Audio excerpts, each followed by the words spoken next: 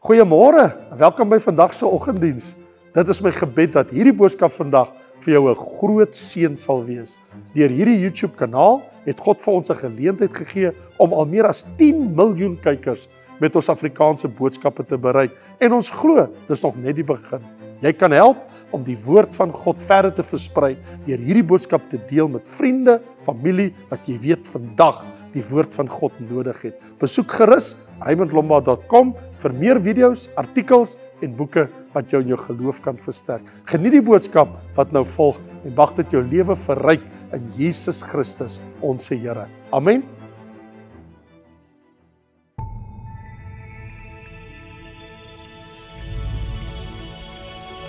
Hartlik welkom. Mens sou nie gedink het dat dit was nou lang naweek. Jy sien al die mense wat is loof die Here. Ek is so bly jy is veilig hier.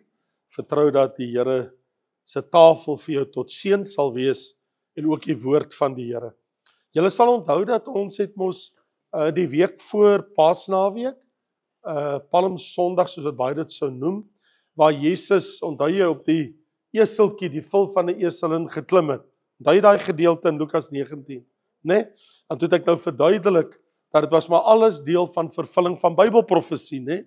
Want Sagaria het mos geprofeteer dat hy sal op die vil van 'n eselin sit en nadat hy verraai is vir 30 silwerstukke wat alles sou gebeur, hy dan gekruisig word en al daai profesieë. Ons het gekyk.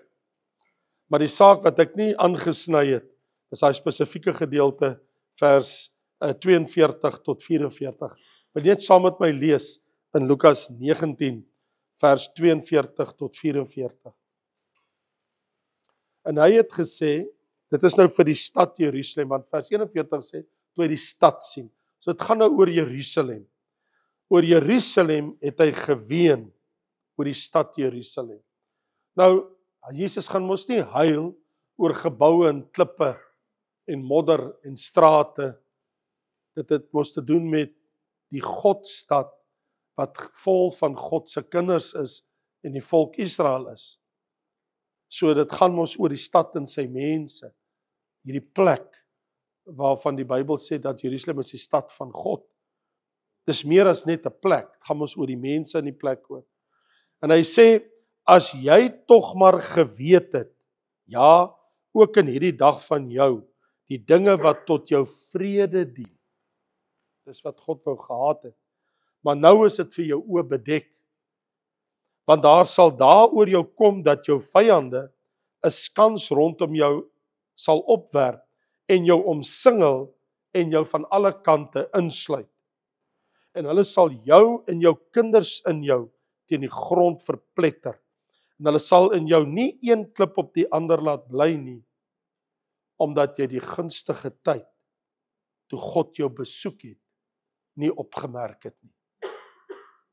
Omdat jy die gunstige tyd, toe God jou besoek het, nie opgemerk het nie. Dit is wat Jesus se hart so gebreek het van daardie dag. Vader, ons bid dat U hierdie heerlike, goddelike, kosbare woord vandag vir ons sal oopbreek en ons sal seën met U woord. Ons vra dit in Jesus naam. Amen.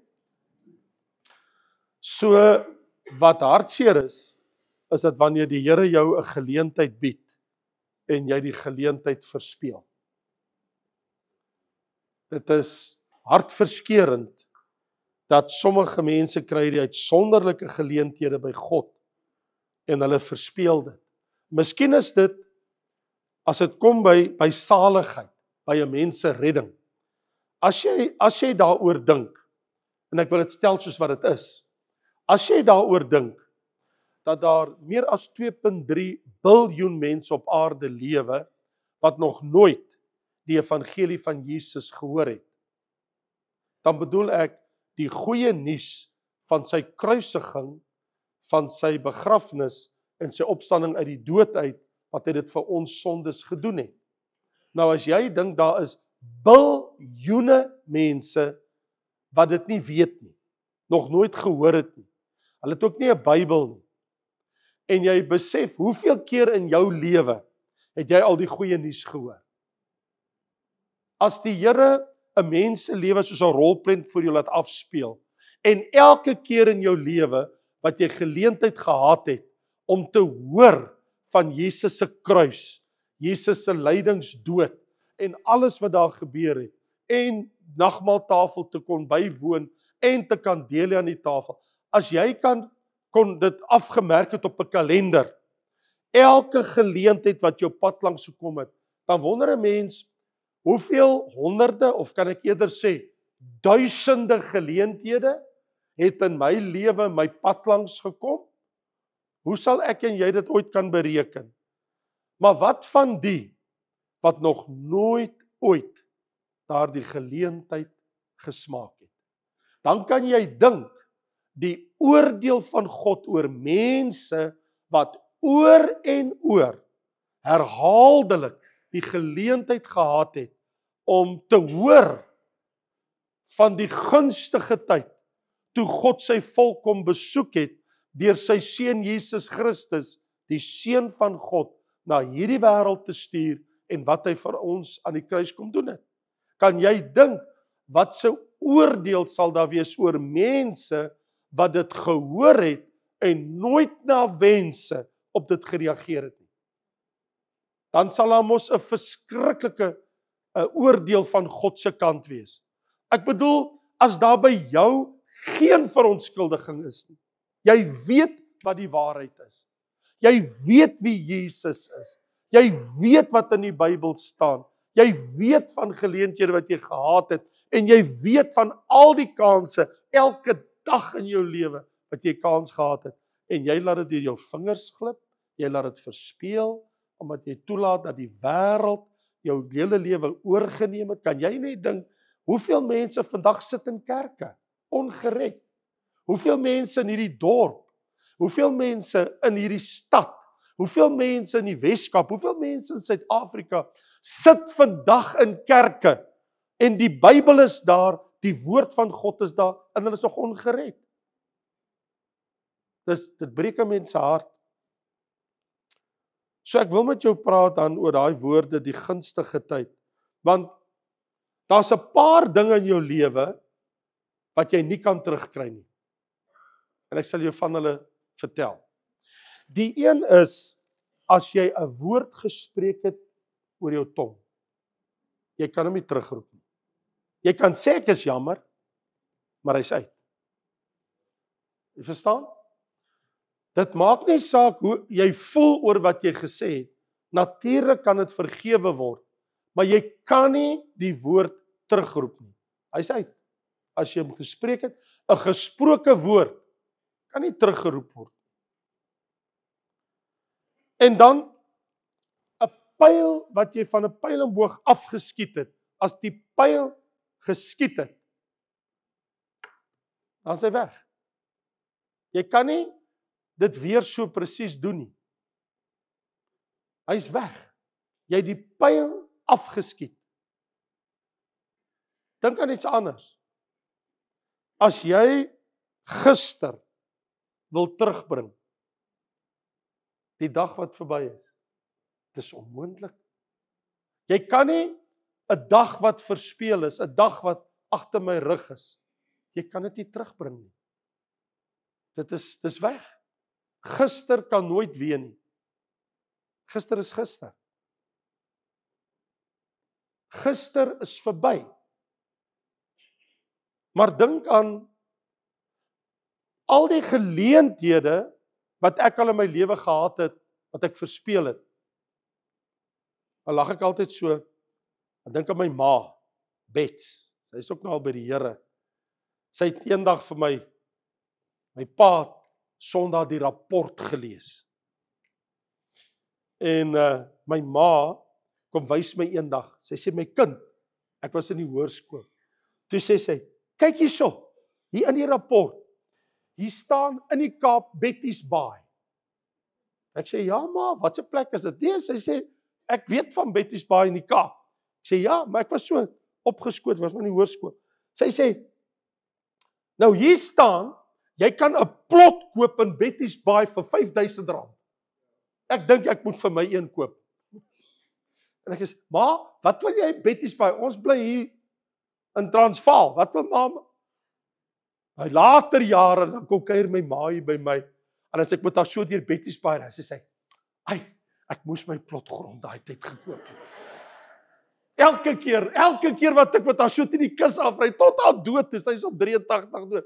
En sy sou elke liewe keer as sy in die Kaap kom en ons ry deur Betty's Bay, sal sy vir my sê, "My kind, toe jou ma dit vir jou gewys het, ek moes dit gekoop het. Wat is R5,000? Maar ek bedoel, daai jare R5,000 as R5,000, right?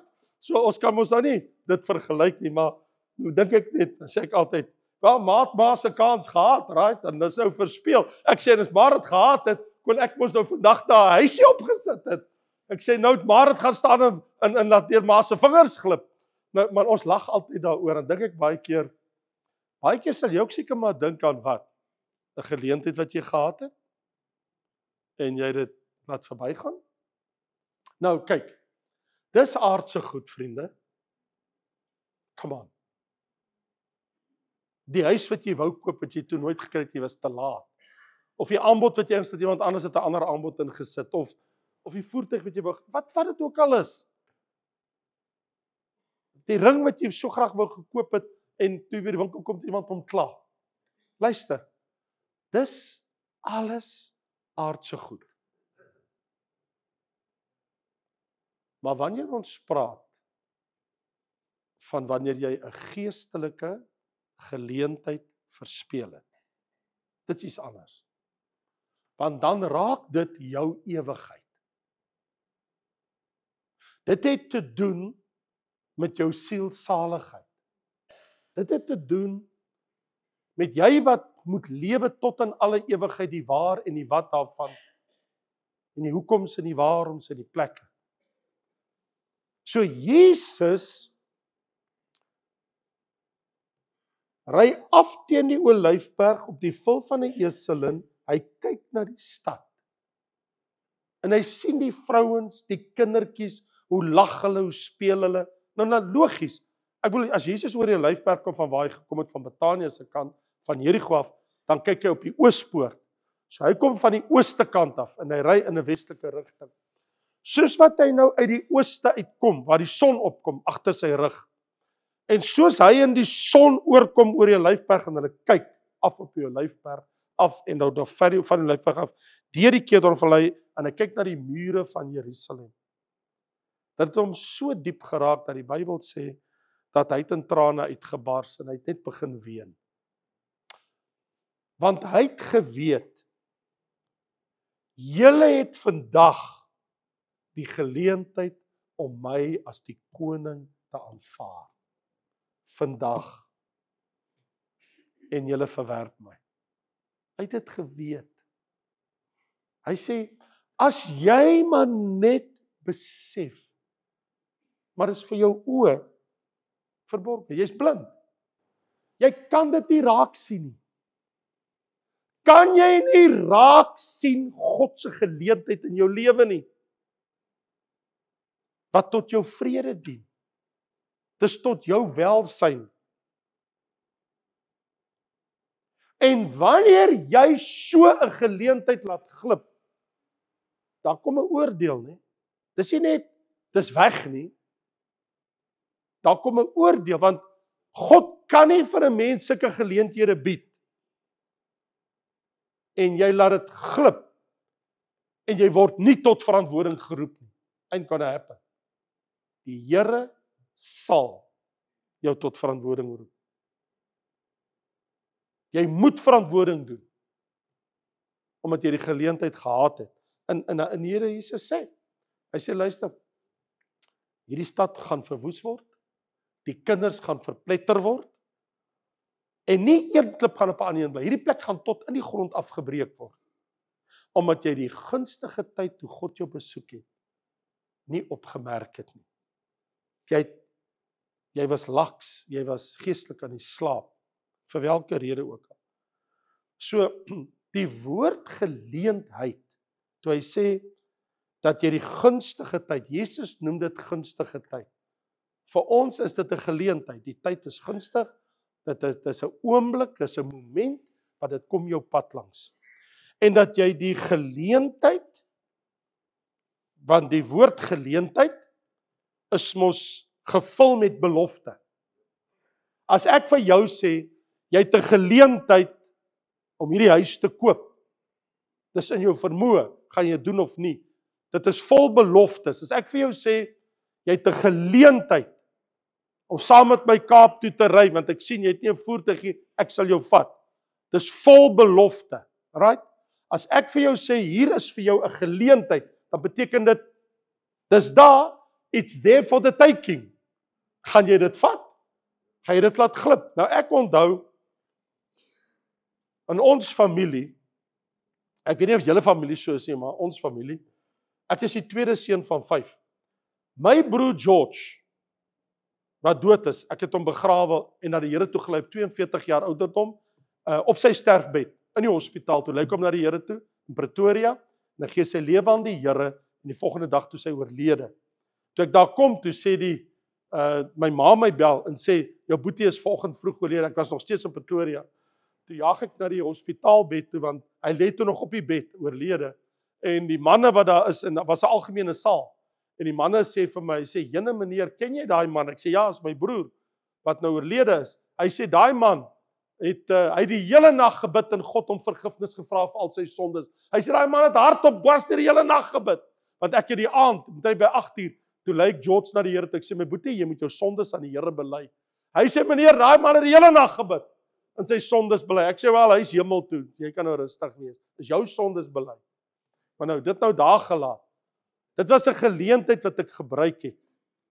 Maar kan jy dink, my broer George het die geleentheid gehad op sy sterfbed, maar dat hy gewag het tot op sy sterfbed, hy kon dit net sowel gemis het. Maar ek het die geleentheid gehad om dit met hom te kon deel. En ek het, toe ek sien hy is op sy sterfbed, het ek regtig met hom oor Jesus gepraat. Nou kan jy dink, want daai woord is gevul met belofte, want die woord geleentheid kom van 2 Latynse woorde. Die woord geleentheid. Dit beteken om by die hek te staan. You stand at the gate. Jy staan by die hek. En al wat jy moet doen is, jy moet die hek oopmaak. As jy die hek oopmaak, dan kan jy deurgaan. Dis om by die hek te staan. Die geleentheid is daar. Ek bedoel, wat jou saligheid betref, as ons na hierdie tafel gaan kyk wat hier vir ons gesimboliseer word, dis om by die hek te staan. I mean, this is standing before the gate. Dis om te sê, Here, u liggaam, u bloed wat vir ons gegee is, ek kan dit aanvaar. Ek kan deur die hek stap. Ek kan by die hemelse poorte instap. Die Bybel sê in Hebreërs 10, deur die nuwe lewende weg wat hy deur sy bloed vir ons ingewy het, deur die voorhangsel heen, deur die hek, deur die voorhangsel, deur die deur. So dit is so vol belofte. Jesus se bloed vat my deur die hek, vat my deur die poort, dat ek die hemel kan ingaan. So, maar natuurlik, dis 'n groot voorreg dat jy dit kan doen, maar dit roep jou tot baie groot verantwoordelikheid. Want wat gaan jy maak met daai geleentheid? Gaan jy dit werklik gebruik? Want die gevaar bestaan daadwerklik dat God sal 'n mens grootliks verantwoordelik hou as jy so 'n geleentheid verspeel. Ek bedoel, om in die hemel te kom is 'n goddelike geleentheid wat God ons bied. Ek weet van baie mense in hierdie lewe wat geleenthede verspeel het, maar ek weet van baie mense in die Bybel ook. Ek kan vir jou vertel. As jy wil hoor, dan sê ek vir jou, dink aan Farao. Hy het die geleentheid verspeel om 'n baie groot leier te wees, om so vir God se volk te sorg. Staan daar dan nie in Hebreërs 12, dat as jy my volk seën, sal ek jou seën, het die Here gesê, die nageslag van Abraham. Hy sê, wie jou seën, sal ek seën. En wat doen Farao? Hy verdruk hulle, hy maak die seentjies dood, en hy bring verwoesting onder die volk van Israel. Die Farao wat gekom het, lank na die Farao van Josef, in die geslagte 400 jaar later. Ek bedoel, hy het geweier dat die volk moet trek, en hy was teen hulle gewees, en wat het gebeur? Die Here het Farao en al sy lees en almal in die see gewerp. Hy het die geleentheid gehad om God se seën op Egipte te hê, en hy het daai geleentheid verspeel.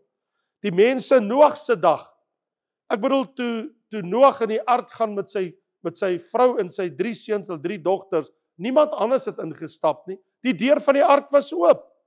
Hulle kon ingaan. Die Bybel sê Noag, die prediker van geregtigheid, wat meer as 100 jaar gepreek het.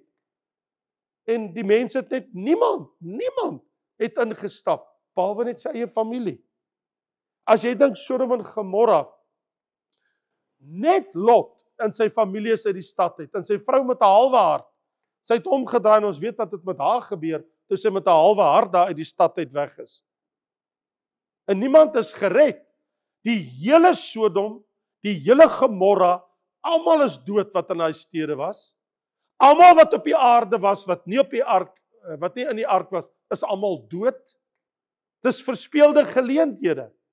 Ek bedoel, Lot het vir sy skoonseuns, wat skoonseuns sou word, wat met sy dogter sou trou, gesê, die Here gaan hierdie stad verwoes, kom, en hulle sê, man, jy's keer gek, hier's niks fout in hierdie plek, ons hou van die plek.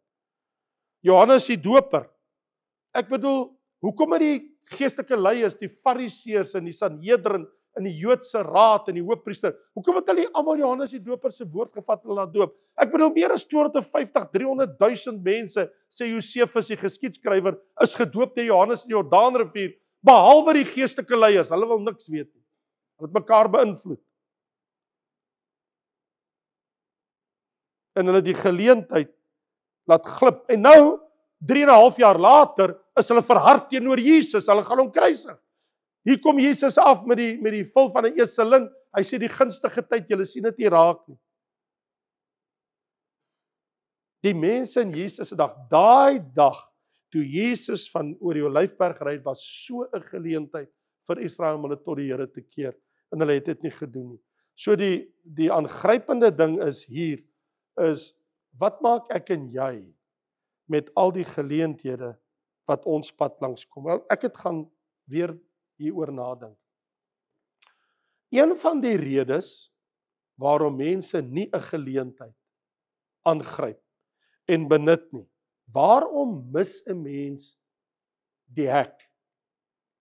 The opportunity, die geleentheid. Waarom mis mense die geleenthede? As jy al bietjie probeer dink, is dit 'n gebrek aan voorbereiding? Hulle wil nie die geleentheid gebruik en hulle voorberei om daardeur te gaan, om dit te vat nie. In ander woorde, almal soek geleenthede in die lewe. Die Here berei dit voor en al wat jy moet doen is berei jou voor om die geleentheid aan te gryp. En mense weier. Byvoorbeeld, die gelykenis van die 10 maagde. 5 was gereed en 5 nie. Almal het die koning verwag dat die bruidegom is op pad. Maar nie een van hulle, van al 10, kan regtig ons sê, behalwe 5. Die ander 5, nie een van hulle, was gereed nie. En waarom was hulle nie gereed nie? Hoe is dit moontlik dat 10 kry 'n geleentheid en net 5 is reg? Nou hoekom sê Jesus in vers 13, waak dan omdat julle die dag en die uur nie weet waarop die seun van die mens kom nie. So wat Jesus sê is, jy moet die geleentheid elke dag gebruik om jou voor te berei vir sy koms. 5 was gereed en 5 nie. So 5 het hulle voorberei, werklik voorberei en 5 nie. Waar is jy en ek wat dit betref? Die ander een is, kan dit wees dat dit net 'n gebrek aan visie is? Is dit moontlik dat 'n mens beperk jou deur wat jy sien? Want hoekom was hierdie mense so blind in Jesus se dag? Wat het hulle verhinder om die waarheid raak te sien en dit te gryp? Wat het hulle gekeer? Wat dink jy het in hulle pad gestaan? Is 'n tunnelvisie. Ander woorde, status quo in hulle denke. Hulle is hulle eie gemaksone en hulle gaan nie verander nie. Dit laat my dink aan Johannes 4, waar Jesus in vers 35 sê, Johannes 4 vers 35, Julle sê dis nog 4 maande dan kom die oes, maar ek sê staan julle oop, aanskou die lande wat al wit is vir die oes. Julle sê gee nog tyd. Dis nog 'n rukkie. So is mense so gefokus op nou dat hulle kan nie vorentoe kyk nie. Hulle leef net vir die oomblik, hulle leef net vir vandag, hulle dink nie die ewigheid nie. Is een van die redes hoekom jy nie vandag nie, is dit dan nie een van die redes hoekom jy is nie, is dat jy kom berei jou voor vir die ewigheid. Is dit nie tog hoekom jy is nie?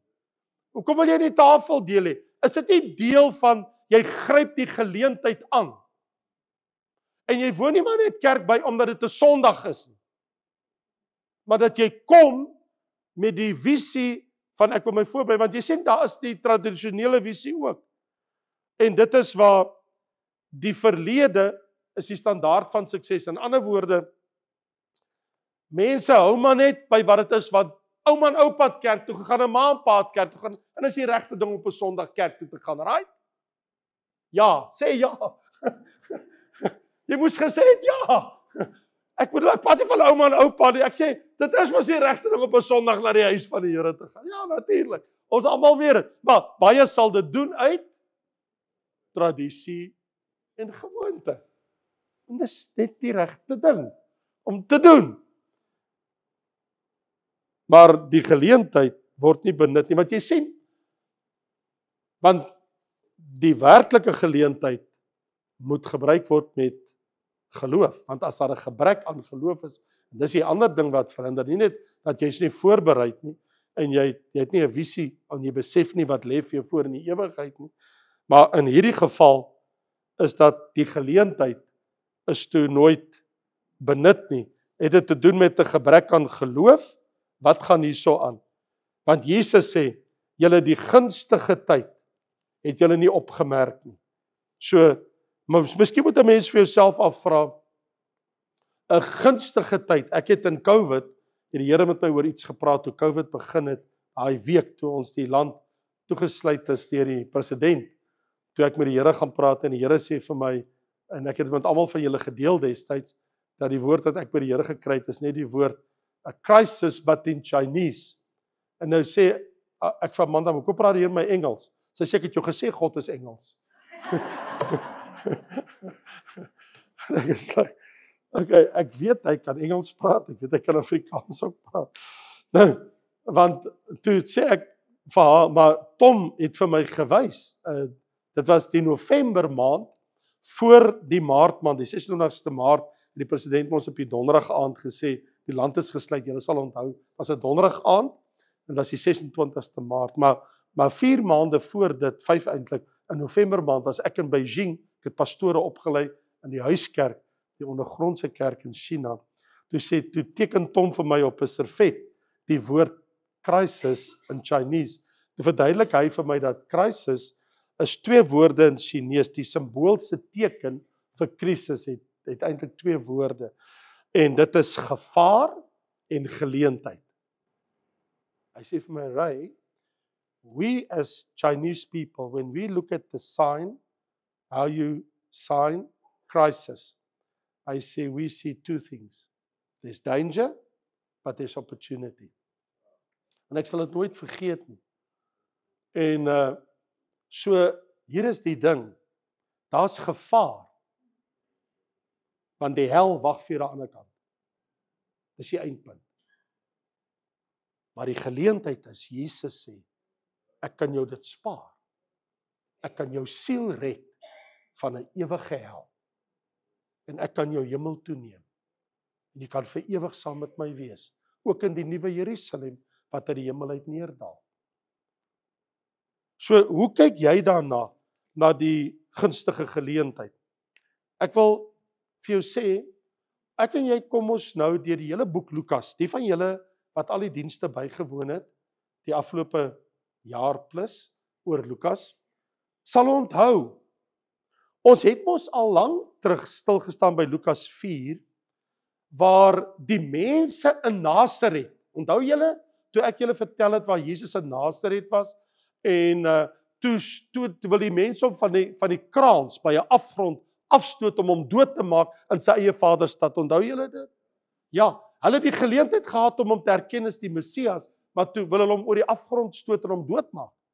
Hulle het 'n geleentheid verspeel. Onthou julle die sondares in Lukas 7 wat ek met julle daaroor gepraat het, wat Jesus se voete gesoen het en dit met haar trane was benat en sy het dit gesoen en met haar hare afgevee. En toe gee die Here haar geleentheid en hy red haar siel. Haar siel is gered. 'n Sondares wat kom bely het by sy voete.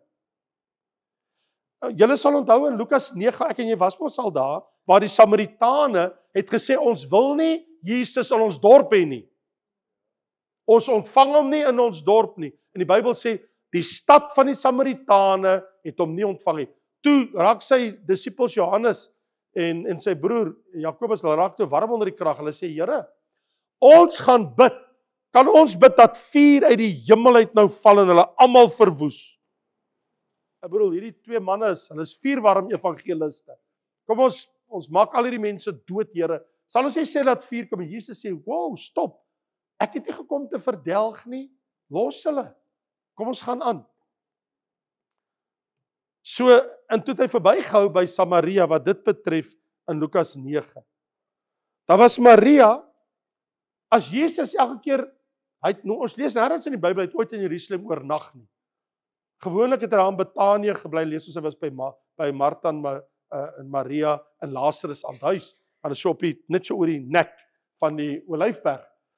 En nou lees ons, nou sit Maria, elke keer as Jesus daar kom by sy voete, en sy hang aan sy voete, en sy is so lief vir Jesus, en sy luister na elke woord, en Martha staan so teen die deurkusyn van sulke groot oë en kyk, kom help my in die kombuis, en sy wil niks weet nie, Jesus is nie elke dag aan ons huis nie, ek is nou hier by Jesus, en sy is later so opgewerk, sy storm aan, sy sê, Here, gee U nie om dat my suster my nie help, en nou pak sy net daar uit voor al die ander, en almal is like, wat gaan nou hier aan, en sy pak het net uit, en ja, U gee nie eens om dat my suster, nou beskuldig so by Jesus, U gee nie eens om dat my suster my help nie, nou word Jesus ook sommer ingesleep in hierdie hele ding, hy het niks aan my uit te waai wat hier gebeur in die huis, en Jesus, ag Martha, jy is so besorg oor baie dinge, maar jou sussie Maria, sy het die beste uitgekies, maar jy het die geleentheid, hier's ek in jou huis, en jy hang in die kombuis rond, man, ons kry 'n takeaway vir ons, man, Kentucky Fried Chicken, of, jy weet jy weet, ons kry 'n Uber, en iemand bring vir ons iets om te eet, man, jy weet, en maak 'n plan, maar hier's ek in jou huis, ek bedoel, hallo, jou sussie kry alles, waar is jy? Ek weet nou nog of Maria opgestaan het nie, of sy gebly sit het en sy eendag vir haar vra as ek kan sien. Maar wat sê jy van die melaatse? Maria het die geleentheid gegryp, wat teruggekom het, net een van 10, wat kom sê, dankie Here. Toe word hy nie net gered van melaatsheid nie, net omdat hy teruggekom het na Jesus toe, was vir hom so groot geleentheid om terug te kom met 'n groot stem, om te aanbid. Toe sê die Here, nou is jou siel ook gered. Hy sê, gaan en daai man, sy siel word toe ook gered. Nie net sy liggaam van 'n siekte nie. Die ander is fort, sonder hulle melaatsheid, en heel moontlik reguit op pad hel toe. Ek het nou een van hulle ooit tot inkeer en bekering gekom. Hierdie een het, hy het die geleentheid gebruik.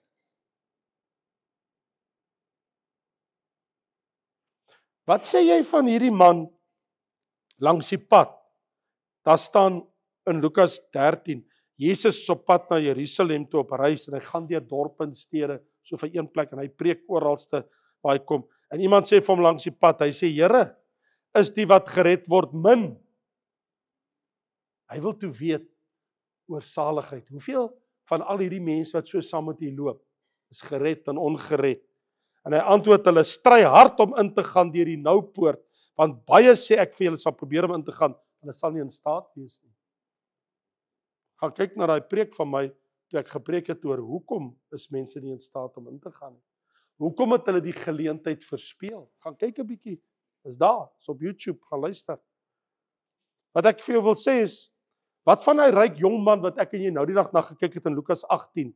Hy kom na Jesus, sê wat net om die ewige lewe te kry. Jesus vertel hom en hy draai om hartseer en hy stap weg. What? Are you out of your mind? Is jy so blind? Jy kom vra, jy kry die antwoord. Jou hele ewigheid, jou saligheid, alles is op die spel. En jy verspeel dit. How's it possible? Hoe kan jy dit doen? Hy blinde langs Jerigo. Onthou julle nou so 'n paar weke terug, ook daar in Lukas 18 toe ons gaan kyk het, hy roep, seun van Dawid, seun van Dawid. En mense sê vir hom, shut up, bly stil. En hy is Jesus, seun van Dawid. Hy sien, hy kry sy sig, die blinde, en hy bekeer hom tot die Here, want hy volg hom al die pad Jerusalem toe. Die Bybel sê, gaan hy saam met hulle. Hy is op pad Jerusalem toe. Hy het nog nooit met sy oë Jerusalem gesien nie. Ek sou ook wou Jerusalem toe, nogal saam met Jesus. Saggeus, hy's te klein, hy kan Jesus nie sien nie, maar hy soek so 'n geleentheid, want hy maak 'n plan. Kyk, as jy wil, kan jy 'n plan maak, en hy is 'n planmaker. Hy dink, hoe gaan ek dit regkry? En hy kyk so mooi, en hy sê, hy kom in hierdie straat, Vyeboomstraat, kom Jesus aan. En hy sê vir homself, ek gaan na die wille vyeboom klim, want dit lyk my kom die koers, en hy sit hy, en hier kom Jesus. En hy kyk op, Saggeus, vandag gaan ek in jou huis kom bly. Ek dink jy het hierdie boom uit geklim, ek dink hy het hierdie boom uit geval. Dis wat ek sou gedoen, ek sou alles gelos, en daar tussen die takke doen. Dis, hy het die geleentheid, en toe hy in sy huis staan en sê, Here, ek weet, ek het baie goed verkeerd gedoen. Ek het baie geld van mense gevat, wat ek nooit moes gedoen. Sê, Here, ek gee die helfte van my goed vir die armes, en as ek van iemand iets gevat het, ek gaan 4 keer, 4voudig gaan ek teruggee. What a man. Hy het die geleentheid gegryp. En hier kom Jesus.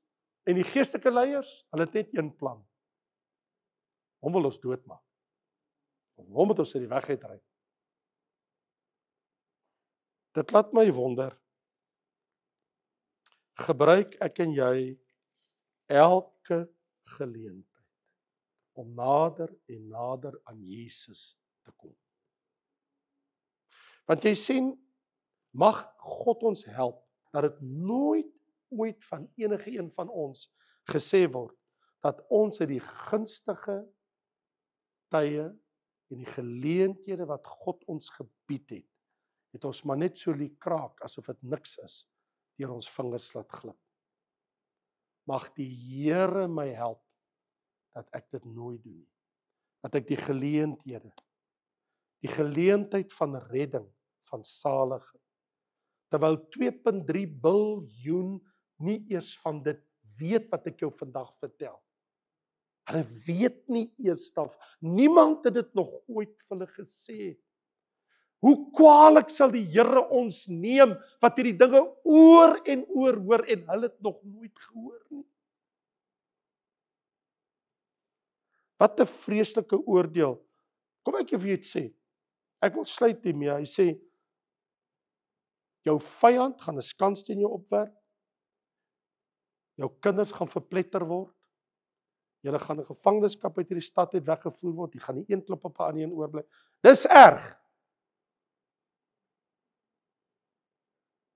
Maar dis glad nie so erg as om hel toe te gaan nie.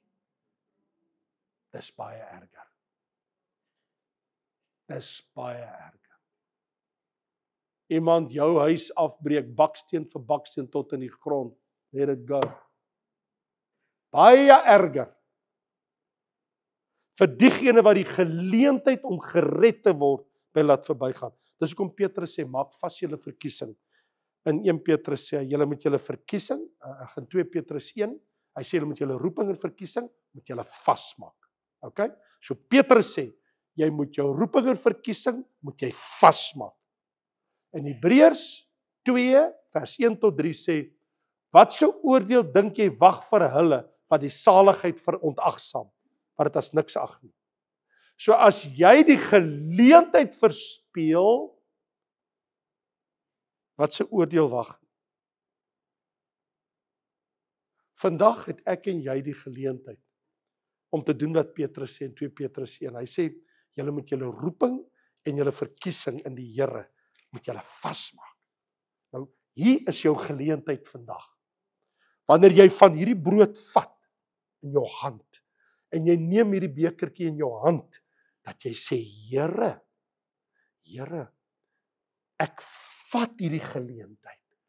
In die geloof sê ek vir u dankie Jesus, dat die geleentheid nie by my verbygaan, om u uit my hart uit te dank, en my verkiesing en roeping vas te maak, deur opnuut te bely en te sê, Jesus, u is die seun van God wat vir my in die kruis gesterf het. U het u lewe vir my gegee. Ek is u ewig dankbaar en ek wil dit nooit vergeet nie. Laat my elke dag in die vrees van die Here leef. Ek wil elke dag in u vrees lewe, Here. Ek wil nie dit vergeet nie. Jy het die kans. Hier is dit nou.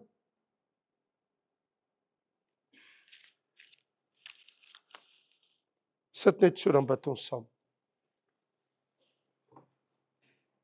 Jerusalem, jy het die gunstige tyd nie opgemerk. Jy het dit verspeel. En jy is geoordeel. Maar Here, watter groter oordeel vir mense wat die kruis verag, hulle rug op u draai, die geleenthede verspeel, hulle so besig hou om te speel met die wêreld en wat die wêreld bied, dat hulle die saligheid mis. Here, laat dit ver van ons af wees. Vader, u seun het hierdie tafel ingestel. So dikwels as wat julle van hierdie brood eet en van hierdie beker drink, verkondig julle die dood van die Here totdat hy weer kom. Seën hierdie tafel, Vader, in Jesus naam. Amen.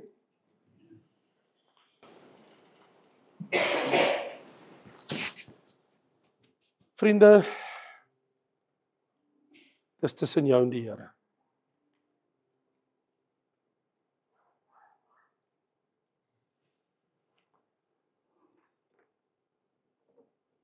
Ons moet die geleentheid vandag aangryp,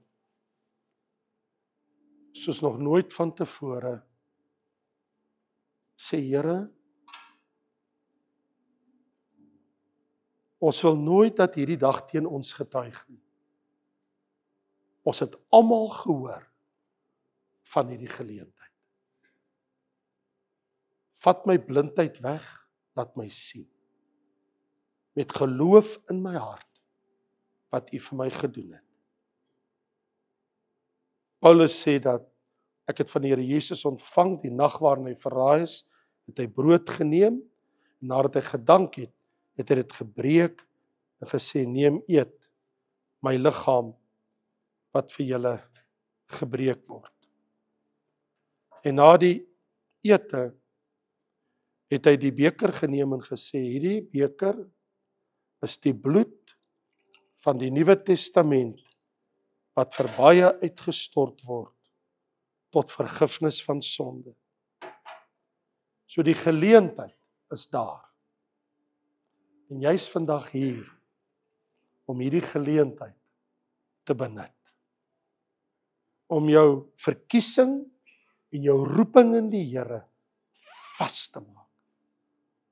Petrus sê, in 2 Petrus 1, hy sê, want as jy dit doen, jou roeping en jou verkiesing in die Here, en jy maak dit vas, sal ryklik aan jou verleen word, toegang tot die koninkryk. Ryklik, die pad is oop, ryklik, nie sukkel nie, ryklik. Dis wat sê in 2 Petrus 1, hy sê ryklik, sal vir jou verleen word. Hy sê maar, wie die reiniging van hulle sondes vergeet, is kortsigtig en blind. Ons kan nie vergeet wat hy gedoen het. Hy sê, as jy die reiniging van jou sondes vergeet, is jy blind en jy is kortsigtig. Maar, as jy jou verkiesing en roeping vasmaak, sal ryklik aan jou verleen word. Toegang in die Here se koninkryk. Dierbare Here, dankie Jesus dat die hemelse poorte staan oop vir hulle wat glo en U ontvang hulle met 'n ruim hart. Dankie vir die bloed wat die pad, die weg na die hemel vir ons oopgemaak het. Ons glo Here Jesus. Ons glo dat U ons sondes op U geneem het, op die ou ruwe kruis vir ons gesterf het, nadat U gelei het onder Pontius Pilatus, en dat U begrawe is en op die 3de dag het U uit die dood uit opgestaan. En nou vandag bied U hierdie saligheid vir almal wat glo. Dankie Vader, in Jesus naam. Amen. Ek vra dat diegene wat my help, asseblief vorentoe kom. Jesus sê, doen dit tot my gedagtenis, so dikwels as wat julle van hierdie brood eet. Dis ons geleentheid. Hierdie is die gunstige oomblik. Dit is die dag. Dis die geleentheid. Dankie Jesus. U woord sê, wag vir mekaar. Ons moet dit saam doen as gelowiges. Kom ons eet saam. Dankie Here.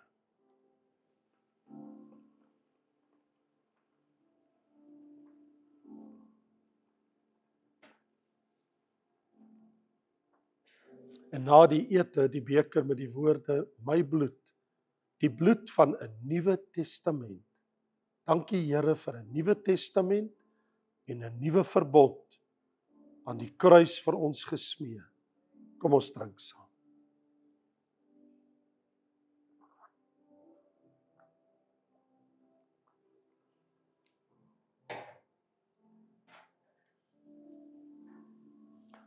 Dierbare Vader, ons dankie vir hierdie goddelike geleentheid vandag, dat ons in geloof ons kon identifiseer met U Seun, wat vir ons gesterf het, en wat sy bloed vir ons gestort het.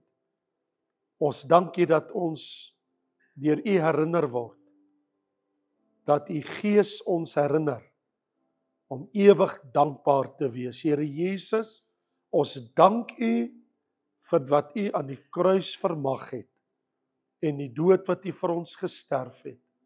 En dankie dat ons in U 'n nuwe lewe, die ewige lewe ontvang het. Ons dankie Vader vir Jesus. En al die kinders van die Here sê, Amen. Baie dankie.